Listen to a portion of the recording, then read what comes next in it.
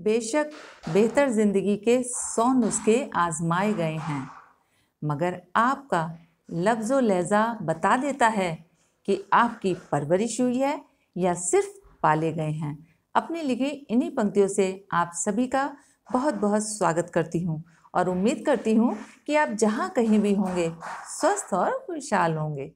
माता पिता को तो अक्सर आपने ये कहते सुना होगा कि बच्चों की बुरी आदतों की वजह से हमें जगह जगह शर्मिंदा होना पड़ता है, ठीक है ना? लेकिन क्या आप जानते हैं कि माता पिता की बुरी आदतों की वजह से बच्चों को भी शर्मिंदा होना पड़ता है, और जिसकी वजह से बच्चे ना तो माता पिता के क्लोज आ पाते हैं, ना उनकी रेस्पेक्ट कर पाते हैं। तो आज के वीडियो में हम जानेंगे कि पेरेंट्स की वो कौन सी बुरी आदतें होती हैं जिनकी वजह से बच्चों को शर्मिंदा होना पड़ता है। तो बिना देर के शुरू करते हैं आज का वीडियो। आज के वीडियो को आप बेहतर ढंग से समझ पाएँ, इसके लिए मैं आपके साथ कुछ कॉमन एग्जाम्पल्स शेयर करूंगी, इसलिए इस वीडियो को ध्यान से देखिएगा भी और समझिएगा भी। तो सबसे पहली जो गलती कहिए या बुरी आदत कहिए, वो है माता पिता का ओवर प्रोटेक्टिव एटीट्यूड। देखिए, वैसे तो हर एक माता पिता ही प्रोटेक्टिव होते हैं, लेकिन ओवर प्रोटेक्टिव होना ये अच्छी बात नहीं है। अब आप सोच रहे होंगे कि ओवर प्रोटेक्टिव का क्या मतलब है, तो इस बात को हम एग्जाम्पल से समझ लेते हैं। मान के चलिए कि आपके बच्चे का कोई फ्रेंड आपके घर आया है, तो अक्सर पेरेंट्स की क्या आदत होती है कि वो बच्चों के बीच घुसने की पूरी कोशिश करते हैं। बार बार उनके रूम में जाएंगे, बार बार उनके बातों को सुनेंगे, कभी छुप के, कभी बीच बीच में जाकर उनसे बात करने की कोशिश करेंगे। तो देखिए, ये सारी बातें बहुत ही इरिटेटिंग होती हैं। अब मान के चलिए कि आपके पास ही कोई मिलने आया है और कोई आपको बीच बीच में आके डिस्टर्ब करे, तो क्या आपको अच्छा लगेगा? बिल्कुल अच्छा नहीं लगेगा। बिल्कुल उसी तरह से बच्चों को भी ये सारी बातें बिल्कुल अच्छी नहीं लगती हैं। इसके अलावा बहुत सारे पेरेंट्स बच्चों का मोबाइल चेक करते हैं, उनके मैसेजेस चेक करते हैं। अगर बच्चा कुछ मोबाइल पर देख रहा है तो पीछे से छुप छुप कर देखेंगे कि क्या देख रहा है। तो इस तरह की बातें जो हैं वो बच्चों को बहुत ही ज़्यादा इरिटेटिंग लगती हैं और एम्बैरेस भी करती हैं। देखिए, अगर आपका बच्चा छोटा है, यानी कि 8-10 साल तक की एज का है, तब तो ये सब बातें ठीक हैं। लेकिन अगर आपका बच्चा टीनेज में आ चुका है, तब आपकी ऐसी एक्टिविटीज़ बच्चों को बहुत ज़्यादा एम्बैरेस करती हैं। इसलिए आपको बिल्कुल भी ऐसा नहीं करना चाहिए।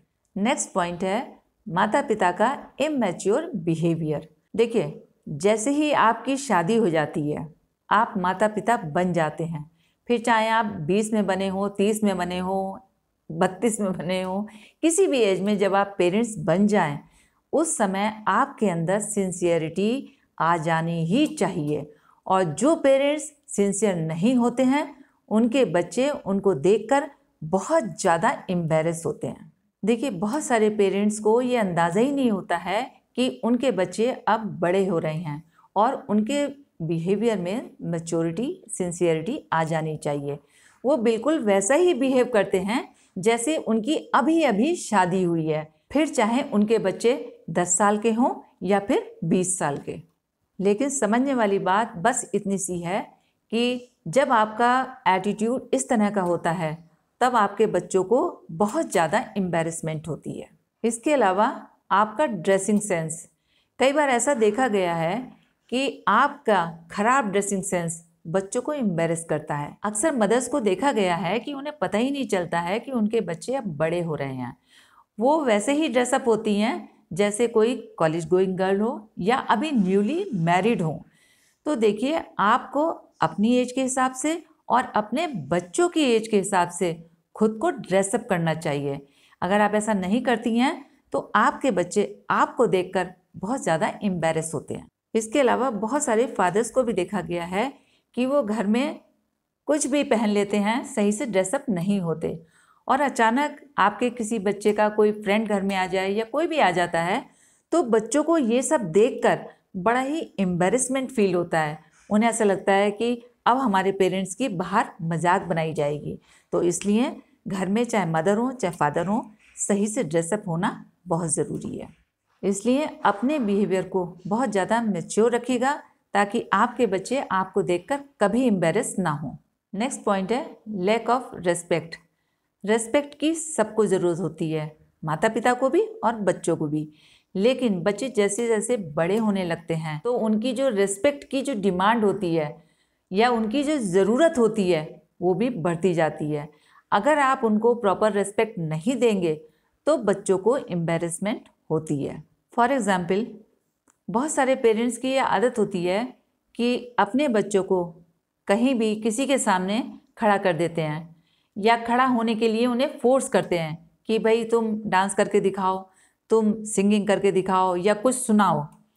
तो बच्चा अगर प्रिपेयर नहीं है उस काम के लिए तो कभी भी आप उससे फोर्स मत कीजिए, क्योंकि ऐसी सिचुएशन में जब बच्चा अगर आपके कहने पर खड़ा भी हो जाता है तो जो आसपास के लोग हैं उसको तरह तरह से देखेंगे, अलग रिएक्शन देंगे। तो ऐसी सिचुएशन में बच्चे को बड़ी एम्बेरसमेंट होती है। इसलिए अगर आपका बच्चा किसी काम के लिए प्रिपेयर नहीं है तो कभी भी पब्लिकली उसको खड़ा मत कीजिए। एक बात हमेशा याद रखिएगा कि जब बच्चा एम्बेरस होता है तो उसका कॉन्फिडेंस भी कम हो जाता है और उसका मन भी टूट जाता है, साथ ही उसके मन में आपके लिए रिस्पेक्ट भी कम हो जाती है। इसके अलावा अपने बच्चों का कंपैरिजन जब पेरेंट्स करते हैं तो भी बच्चों को एम्बेरसमेंट होती ही है। अक्सर पेरेंट्स की आदत होती है कि अगर बच्चे का कोई फ्रेंड घर पर आया है और वो बच्चा किसी काम में बहुत अच्छा है तो उससे जाकर कहेंगे अरे तुम तो इतने अच्छे हो और ये तो बिल्कुल बेकार है, इसको तो कोई काम नहीं आता, इसको कुछ सिखाया करो। तो इस तरह की बातें आपको बिल्कुल नहीं करनी चाहिए। इस तरह की बातें करने से भी आपका बच्चा बहुत ज़्यादा एम्बेरस होता है।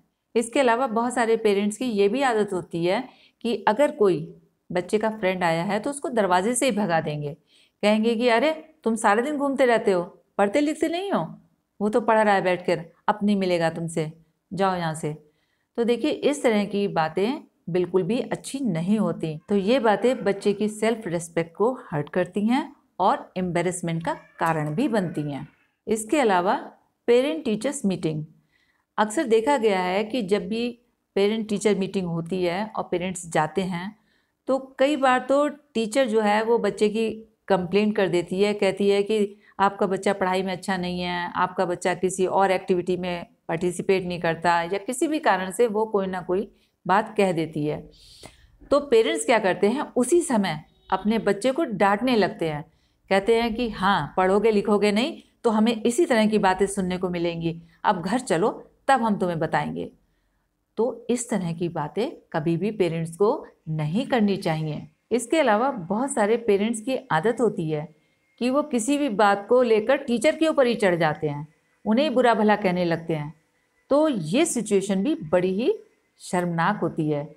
तो आपको जब भी आप टीचर से मिलें तो बहुत ही समझदारी से और बहुत ही सिंसियरली उनसे बात कीजिए, पूरी रेस्पेक्ट के साथ बात कीजिए, ताकि आपका बच्चा भी कभी एम्बेरस ना हो। इसलिए सभी पेरेंट्स से कहूँगी कि इस सिचुएशन को बहुत ही स्मार्टली और सिंसियरली हैंडल करना चाहिए, ताकि वो किसी के लिए भी एम्बेरसिंग ना हो, ना तो पेरेंट्स के लिए, ना टीचर के लिए और ना ही बच्चे के लिए। लास्ट और सबसे इम्पॉर्टेंट पॉइंट है लैक ऑफ ट्रस्ट।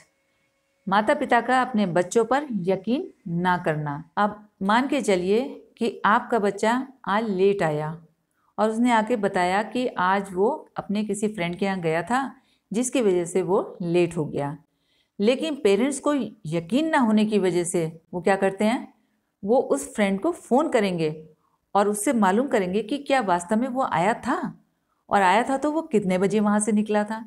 तो देखिए इस तरह से क्रॉस चेक करना बच्चे के लिए बहुत ही ज़्यादा शर्मनाक होता है।